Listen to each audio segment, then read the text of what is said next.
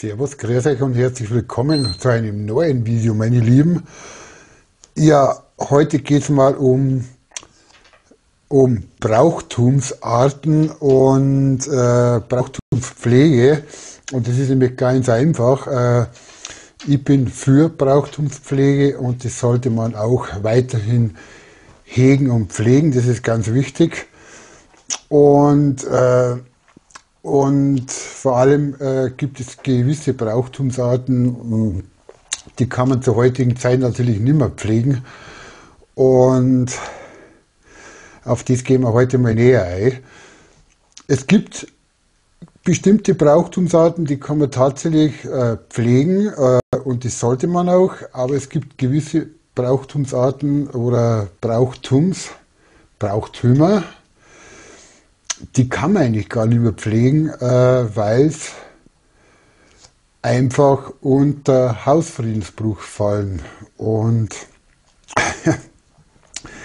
ihr wisst ja schon, auf was es rausgehen könnte. Wir nehmen einmal ganz einen alten Brauchherd, wo so in die 60, 70er, 80er Jahre stattgefunden hat. Und heute reden wir mal über das Fensterln. Ja, Fensterln war damals ein sehr schöner Brauch und heute braucht man das eigentlich gar nicht mehr, weil ja Internet und alles Mögliche und Jugendliche dürfen heute überall hin, wo sie wollen, aber früher war das gang und gäbe, da hat man das einfach weg, ne?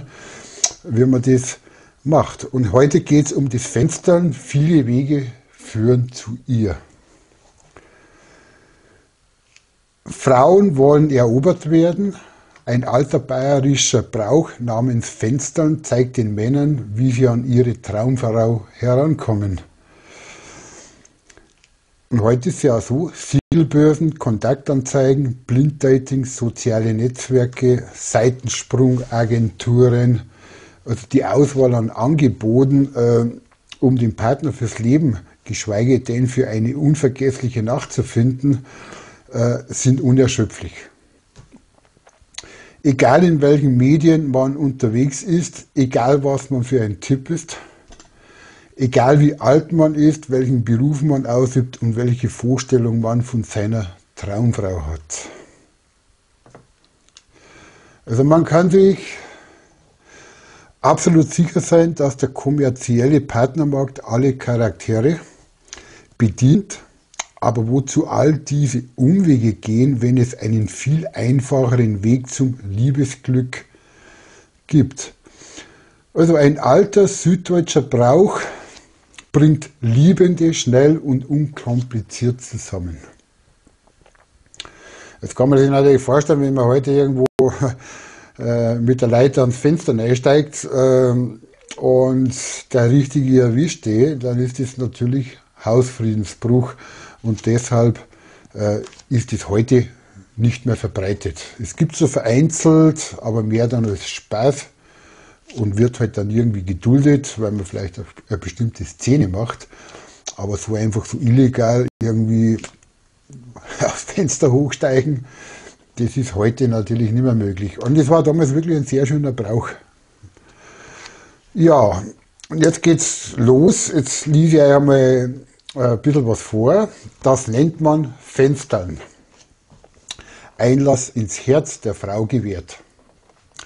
Dazu braucht es keinen Internetanschluss, kein Abonnement, kein Abo, einer regionalen Tageszeitung und erst recht keinen prall gefüllten Geldbeutel. Eine einfache handelsübliche Leiter, Holzleiter und ein bisschen Mut reichen aus, um seiner Herzdame näher zu kommen. So war das früher. Und ich kann mich noch mal erinnern, 1981 bin ich auch schon mal auf so ein Fenster hochgestiegen. Das war so eine Ferienpension oder was das war. Da waren Schüler da, so junge Dirndl halt. Ich war 15. Und die haben wir kennengelernt und da haben wir dann versucht, da hochsteigen.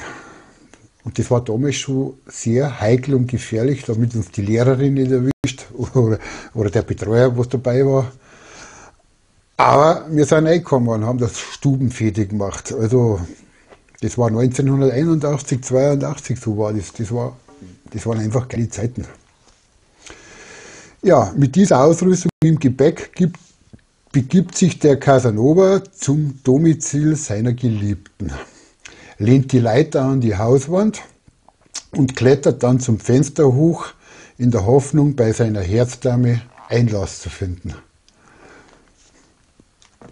Grundvoraussetzung ist dabei natürlich, dass die Traumfrau in entsprechender Höhe resident und nicht etwa im Erdgeschoss. Ja, sonst hätte es keinen Sinn, da braucht man keine Leiter. Also es soll schon irgendwo oben sein, im ersten oder zweiten Stock. Und ja, die Dame sollte schon irgendwie ein bisschen erreichbar sein. Ja, wer heimliche Liebe lebt, sollte sich nicht erwischen lassen. Und jetzt kommt der Punkt, nämlich, es war damals gar nicht so einfach. Das Ziel vor Augen, seine Traumfrau in intimer Atmosphäre in den Händen zu halten, spornte schon seiner Zeit in den 60er und 70er Jahren. Als der Brauch in Bayern und Österreich noch gebräuchlich war, die jungen Burschen an das Risiko gewaltig zu unterschätzen. Risiken gab es nämlich genau zwei. Einmal von seiner Traumfrau abgewiesen zu werden und zum Zweiten vor den Hausherren, sprich den Eltern, beim heimlichen Liebesgeflüster erwischt zu werden. Also es war wirklich sehr gefährlich. Da trinkt man es direkt einmal. Das ist sehr interessant. Das sind alte Bräuche und es ist immer wieder schön, wenn man über sowas liest, das wo eigentlich schon in die Vergessenheit geraten ist. Und darum macht dieser Brauch alles so ein bisschen spektakulär. Einfach gut so ein Bier. Genau, Liebesgeflüster erwischt zu werden. Die Konsequenzen im zweiten Fall waren oft drastisch.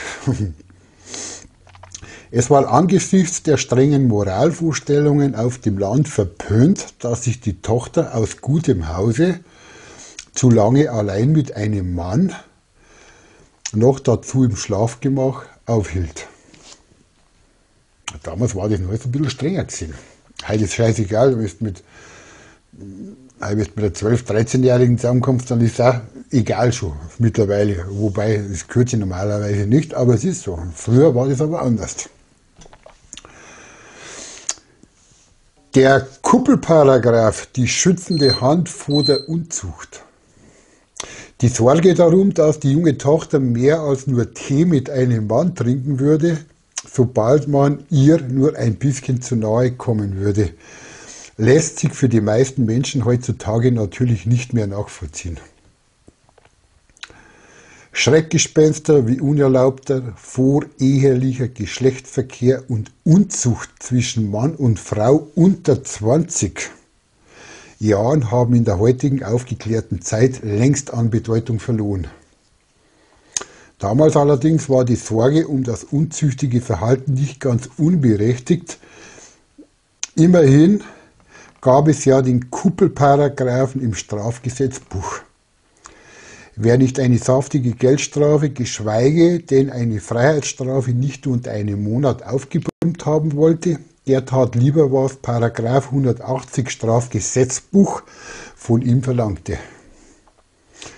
Weder durch Vermittlung, durch Gewährung oder durch Verschaffung einer Gelegenheit der Unzucht Vorschub zu leisten, also praktisch mit anderen Worten, die Wohnräume als sexuelle Spielwiese für zwei sich Liebende zur Verfügung zu stellen, war tabu.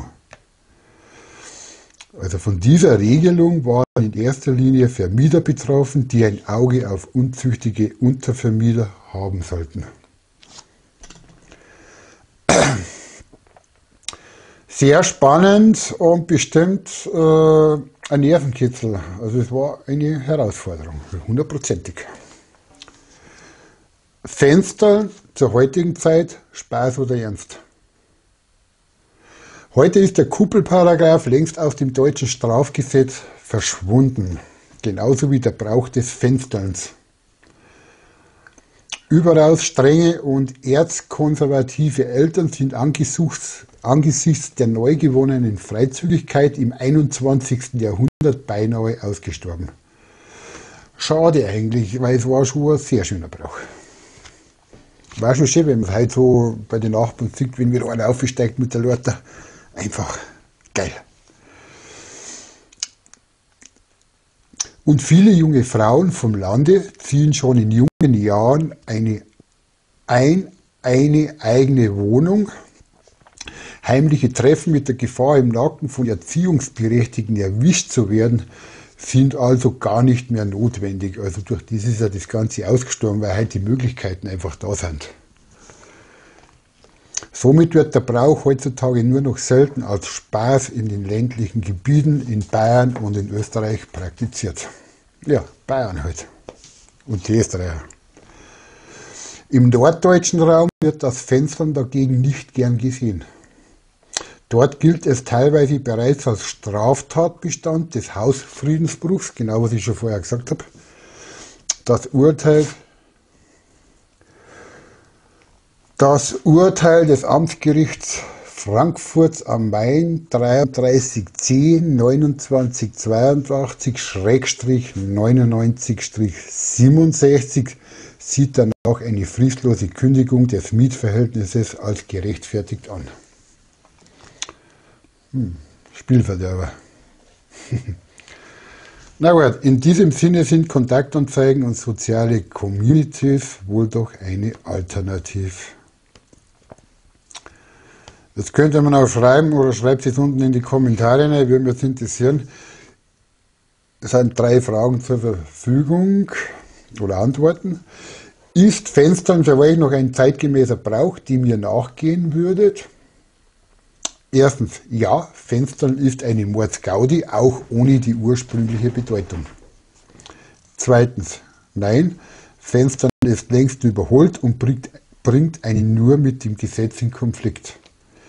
Oder drittens, jein, Fenstern macht nur auf dem Land mit dem entsprechenden Alkoholpegel Sinn.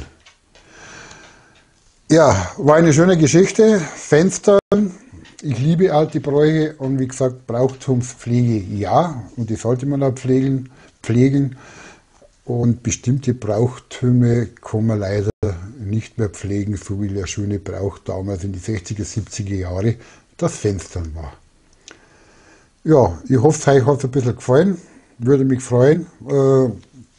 Schreibt es in die Kommentare eine von den 3 Fragen, Antworten.